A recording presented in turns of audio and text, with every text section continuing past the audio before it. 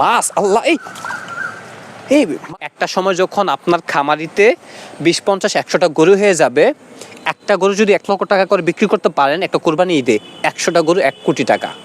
Guys, আমি যখন ছোটবেলা থেকে মানে একটু টুকু হাঁটি পা করে আজকের এই জায়গায় আসি, অন্য জমিতে প্রায় দেখতাম এরকম বাগান, কলা বাগান এত সুন্দর। খালি একটা কথা মাথায় ভাবতাম যে ভাই, মানুষ কত কষ্ট করে এমন একটা বাগান তৈরি করে। কিন্তু আজকে আমি আসছি গ্রামে, ওরে আল্লাহ, এই যে দেখেন আমাদের এই জমিটা এতদিন পতিত অবস্থা ছিল। হ্যাঁ, পতিত অবস্থা ছিল, যেখানে মনে করেন যে এই গাছগাছালি কোনো কিছু মানে রোপণ করা না, কোনো কিছু চাষ না, এভাবে পড়ে থাকতো। বাট আজকে আমি গ্রামে আইসা দেখি যে আমার বাবা দেখেন না, এত কলার বাগান এখানে লাগাইছে, মানে একটা বাগান বানাই ফেলছে এই জমিতে। মানে আমি তো এটা দেখে অবাক যে মাশাল্লাহ মাশাল্লাহ, যে এত সুন্দর বাগান আমার বাবা নিজে একা একা করেছে। এই যে প্রত্যেকটা গাছের গোড়ায় দেখেন কত সুন্দর করে মাটিগুলা স্তূপ আকারে দিছে, দিয়ে প্রত্যেকটা স্তূপে একটা করে গাছ লাগাইছে। তারপর এই যে দেখেন মানে পানি নিষ্কাশনের জন্য, আসা যাওয়া করার জন্য এত সুন্দর করে ড্রেন করে দিছে। ইতিমধ্যে কিন্তু পানি যাচ্ছে আমাদের আরও একটা জমির থেকে, ওই পাশ থেকে খালের দিকে পানিটা চলে যাচ্ছে, তা না হলে গাছের গোড়া পানিটা লাগতো। এবং এদিক দিয়ে মাটিটা ফালাইছে যেন পানিটা এই কলা বাগানে না আসে। তো যেটা বলছিলাম যে একটা বাগান এখানে শুধু মানে আমি কি হয় যে শহরে আমি থাকতেছি না, মনে হইতেছে ভাই শহর ছাইড়া আইসা পাশে আরও জমি আছে, ওইগুলোতে গাছ লাগাইয়া 20-30টা গরু দিয়া একটা খামার করে ফেলি, যেহেতু আল্লাহ পাক জমি জামি কম বেশি দিয়েছে। তো এখন এই একটা বাগান থেকে আমার মনে এই বয়সের একটা ছেলের মনে এই মন মানে চিন্তা ভাবনাটা জাগছে যে ভাই একটা খামার করে ফেলি। মানে মানুষ তো দেখি যে চাকরি বাকরি ভাই এই দিকে মানে ব্যস্ত হয়ে পড়ে, বাট আমার কাছে মনে হইতেছে যে আমি যদি এখন একটা খামার তৈরি করে ফেলি, যেহেতু কম বেশি আল্লাহ পাক জমি জামা দিয়েছে, আশেপাশে দেখতে পাচ্ছেন না আমার দাদারই মানে আমার বাবার আমার চাচার এভাবে আছে এগুলো।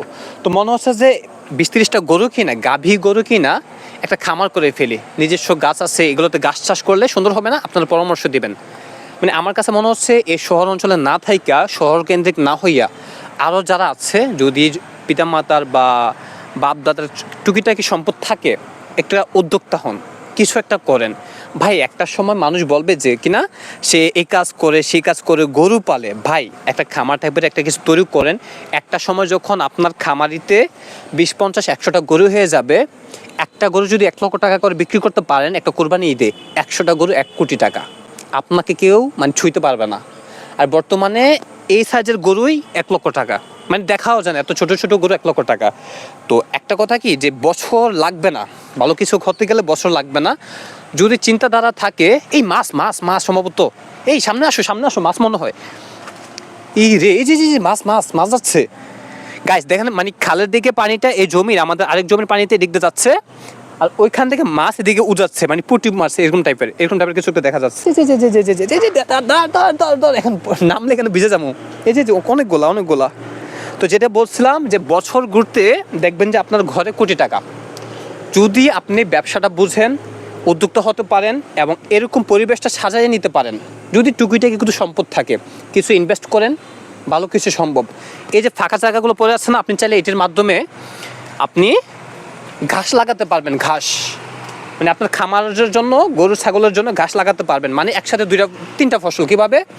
আপনার পতিত যে জমিটা ছিল, কলা আসতেছে, ঘাস লাগাইলেন, এই ঘাসের মাধ্যমে আবার আপনার গরু, আপনার গোয়ালের যে ছিল, যে বিষয়গুলো ছিল খামারের, ওগুলো মানে কি করবে, খাবার পাবে। প্লাস ওইখান থেকে আপনি মানে গাভীর যে দুধ আছে দুধ পাবেন।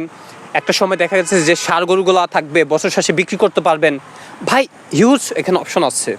তো আমার কাছে যেটা মনে হচ্ছে, চাকরি বাকরি সব কিছু ছাইরা আশেপাশের জমি আর কিছু লিজ নেই বা কিছু ভাড়া নিয়ে নিজের যেগুলো আছে এগুলো নিয়ে একটা খামার তৈরি করে ফেলি। বাট দেখা যাক, যেহেতু এত সুন্দর করে একটা বাবা আয়োজন করে ফেলছে, মানে কলার বাগান করে ফেলছে, ইন ফিউচারে সেটা করার চিন্তা ভাবনা অবশ্যই আছে। তো গাইস অবশ্য এই মাছ আল্লাহ, এই মাছ আছে, অনেক মাছ আছে, হিউজ পরিমাণ মাছ এখানে। এই যে পানিগুলো যাচ্ছে খালের দিকে, এটা কিন্তু আমাদের আরও একটা জমি। যদি একটা ফার্ম দেওয়া যায় 10-20টা গরু আপাতত দিয়ে শুরু করে, বা 5টা গরু দিয়ে শুরু করে, বিষয়টা কেমন হয় একটু পরামর্শ দিবেন। আজকের জন্য বিদায় নিচ্ছি। আসসালামু আলাইকুম।